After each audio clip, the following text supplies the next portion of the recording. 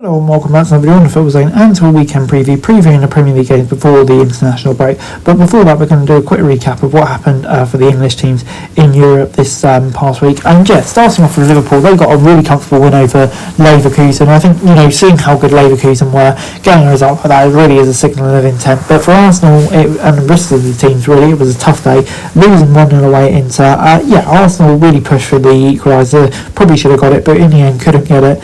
And yeah, they were frustrated. Another disappointing result for Mikel Arteta's side, but Club Brugge won, Aston Villa 0. Probably a game that they feel like they should have got something out of without that moment of madness from Wings handballing it after a goal kick. Yeah, very weird, that one. And yeah, obviously not the way his Champions League debut wants to go. But yeah, probably the most interesting one, Sporting 4, Man City 1. Anarim destroys noisy neighbours in his last game or penultimate game before taking over at Man City. You couldn't write it, but yeah, hugely important performance from him, and yeah, one that they'll be very excited about. Tottenham had a disappointing result against Galatasaray, probably one of the harder games in the Europa League, but still they one they would have been wanted to get a result of. But Manchester United got a decent win, looking good still under Ruud van Nistelrooy before Anarim takes over, and Chelsea beat some random Armenian club about 7 or 8-0, whatever, Conference League stuff. But moving on into the Premier League action starting this week, and it's a massive game down at the bottom. Southampton overtook Wolves to go from 20th to 19th, but Wolves will be looking to beat Southampton here to go from 19th to go from 20th to 19th again. So yeah, it's going to be a very interesting one.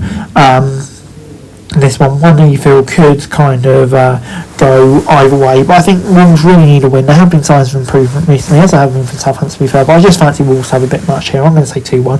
Moving on into West Ham against Everton, and yeah, this is going to be another interesting game between two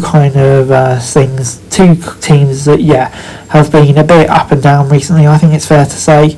I think West Ham still just not really an honourable Lopetegui style of football. Similar story with Dyche as well, really. So it's going to be an interesting one the way this one goes. But I fancy West Ham at home to just make it. I'm going to say 1-0. Moving on into Palace against Fulham. Palace, of course, getting that draw away at Wolves last time out. But yeah, against the Fulham side, Harry Wilson saved them out against Brentford. Maybe you could do the same here. Who knows? But yeah, it's another London derby between two sides who, Palace is down there at the moment, but I kind of expect them to be where Fulham are now towards the end of the season, just kind of occupying that middle of the table position more than anything else, really. So I'm going to say this is a game that could go either way, but I feel like Palace at home need the win. I'm going to say it will be a 2-0 win for them. Moving on into Brentford against Bournemouth at the G-Tech Community Stadium. Both of these teams on decent runs at the moment. Bournemouth especially, getting that win over Arsenal, over Man City, drawing away at Aston Villa. Yeah, hugely impressive stuff. I'm not sure there's many teams in the league right now that could really put a run of form like that together. So they'll be hugely encouraged with how they've been performing recently, and it's definitely going to create an interesting little game here. So I'm going to say Brentford though at home. I think I've been really impressed with them lately here, so it could go either way, but I'm going to say Bees will get the win. Moving on then to Brighton against Man City at the Amex, and yeah, this is a really tough game for Man City. For me, I've been impressed by Brighton so far under Herzler. Still find it's amazing that he's so young, but yeah, Man City coming into this one, it's going to be a tough game for them, that's for sure, and one that you feel like they kind of need a result out of, really. So yeah, it's going to be a tough one. But I think City, just the quality they've got, they always feel inevitable even at this point of the season. I'm going to say 2-1.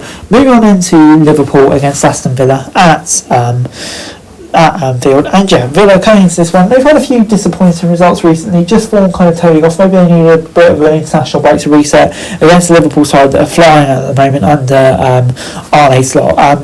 Just kind of showing no signs of slowing down. It's been such an impressive start. So yeah, personally, I think this could be a comfortable win for Liverpool here. I'm going to say 2-0. Moving on then to Ipswich, and they're still in search of their first Premier League win, and they're having to travel to Tottenham. Tottenham are just so inconsistent at the moment, aren't they? But last week they got that win, and they got that win against Man City, and they got that win last weekend as well.